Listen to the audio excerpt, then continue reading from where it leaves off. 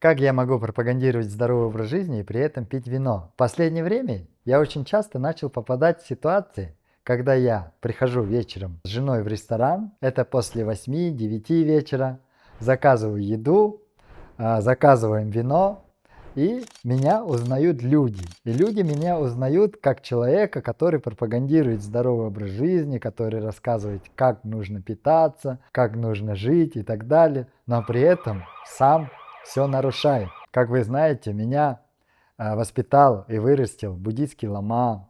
Я вырос в буддийских храмах, но при этом я очень люблю вино, люблю мясо, иногда нарушаю все правила здорового образа жизни. Но здесь я хочу вам сказать, что в буддийской философии основным путем является срединный путь. Выбрав этот путь, человек выбирает как бы внутреннее расслабление, жизнь без напряжений. То есть, конечно, я обычно живу все строго по расписанию, продиктованному моей работой и мною самим. У меня завтрак в 8 утра, плюс-минус 30 минут, обед 12 дня, плюс-минус час, и ужин где-то в 5 вечера, плюс-минус час. И я много занимаюсь спортом. Недавно я говорил, что за завтраком я ем 4-5 столовых ложек топленого масла, и в комментариях я читал, что многие этому удивляются. Но на самом деле вы поймите, что я утром бегаю 7-8 километров, и вечером могу поиграть в теннис 2 часа, или могу пойти в зал и сделать силовую тренировку. Все это сжигает огромное количество калорий, которые я должен восполнять для восстановления. Процентов 15, максимум 20 всего времени у меня могут быть нарушения.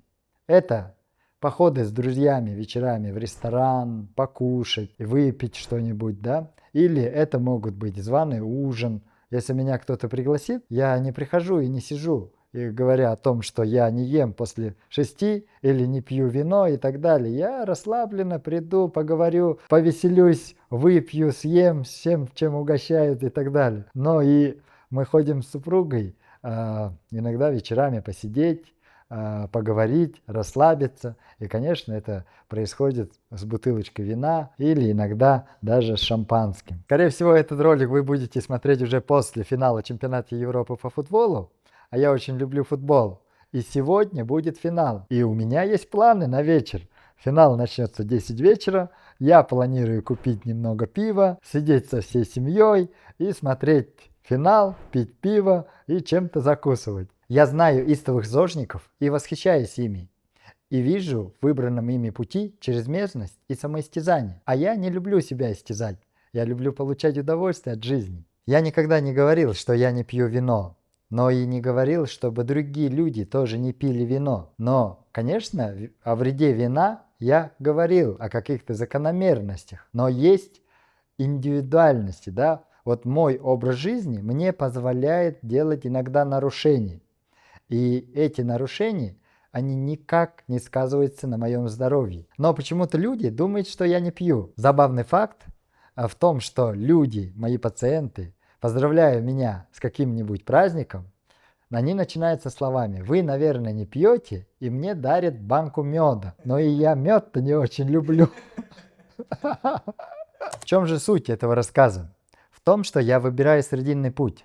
Срединный путь – это путь, по которому человек следует всем закономерностям и знает свой образ жизни и примерно представляет состояние своего здоровья. Я знаю, насколько я могу нарушить правила, а насколько лучше не делать этого, и как я могу нивелировать все нарушения. Здесь я могу привести еще один пример, да?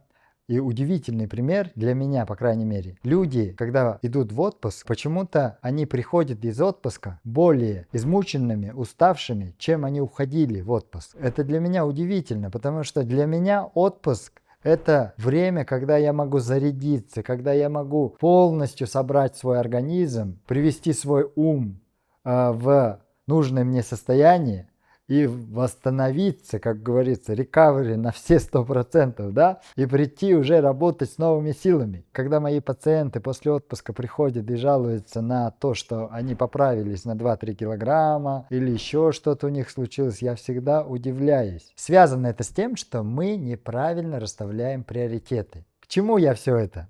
Да к тому, что если вы в следующий раз меня увидите с женой и с бокалом вина в руках, то не смущайтесь. Я пропагандирую здоровый образ жизни, пропагандирую срединный путь, но не крайности.